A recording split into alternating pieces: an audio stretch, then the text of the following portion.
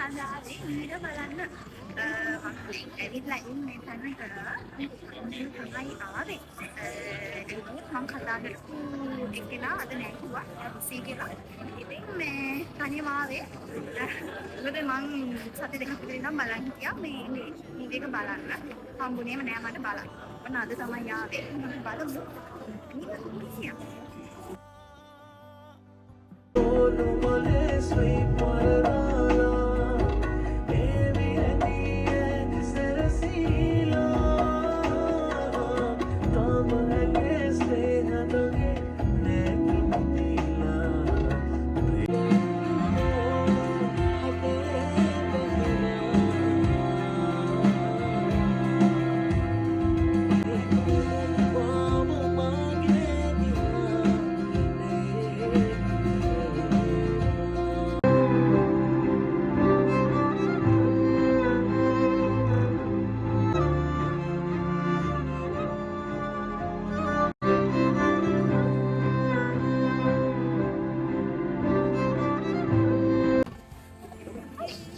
බලලා ඉවරයි. ඒක යන්න තමයි හදන්නේ.